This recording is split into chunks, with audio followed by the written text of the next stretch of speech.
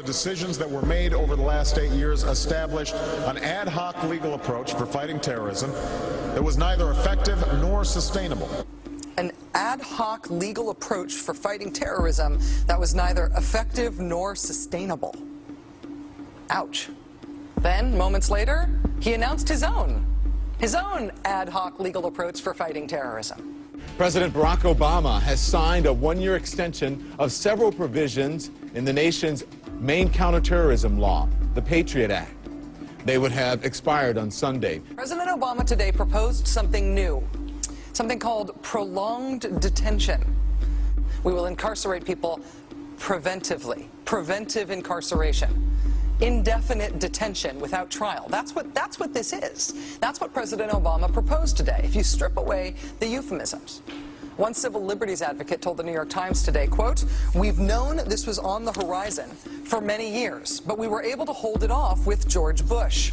The idea that we might find ourselves fighting with the Obama administration over these powers is really stunning." And it is stunning, particularly to hear President Obama claim the power to keep people in prison indefinitely with no charges against them, no conviction, no sentence, just imprisonment. It's particularly stunning to hear him make that claim in the middle of a speech that was all about the rule of law.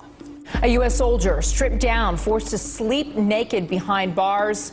Marine Corps officials confirm it's what happened to Army Private First Class Bradley Manning last week. We are seeing these skyrocketing suicide rates. This is the cover of the Express today. Another soldier, a victim of suicide. Why are we seeing these skyrocketing rates? Drones have become the symbol of America's undeclared wars. Wars that seem to have no state or legal boundaries. We've opened up a new realm of warfare, a new realm of breaching international and domestic law. Used in Pakistan, Yemen, and elsewhere, they have killed scores of civilians.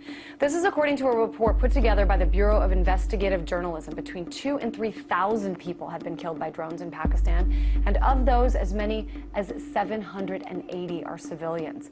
175 have been children, and of the 312 drone strikes that have taken place, President Obama has issued 260 of them.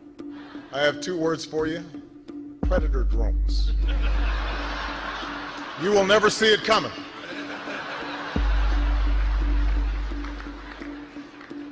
You think I'm joking?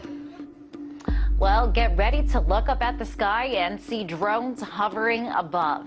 As of now, unmanned aircraft could only be used by military airspace and by certain law enforcement agencies. But this week, Congress passed a bill that would allow for commercial and private use of the drones. So what would this do? So what this would do is let any person or company that gets a permit to fly drones wherever and however they please. And these aircraft typically carry surveillance equipment, even weapons in some cases. So what does this mean for your privacy and safety? Candidate Obama, said all the right things about justice and American values and closing Guantanamo and doing away with military commissions and upholding the rule of law.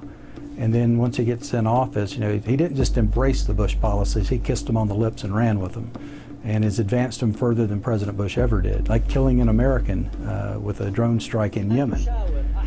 Anwar al-Awlaki.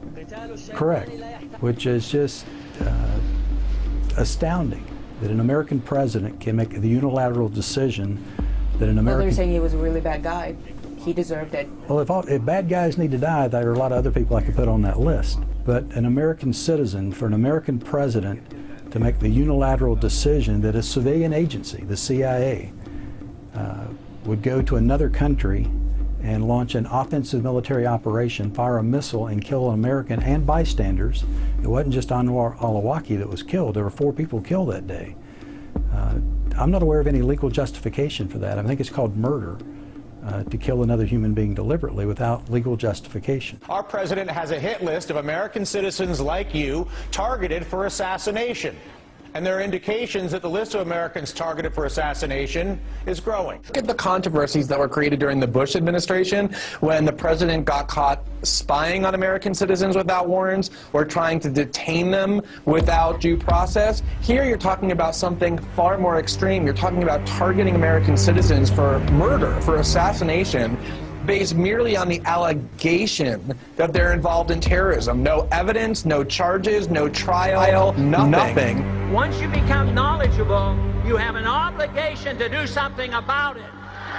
Are we ready to kick off this revolution? Let's hear Ron Paul, Ron Paul, Ron Paul, Ron Paul, Ron Paul. Texas Congressman and the next President of the United States of America, Ron Paul.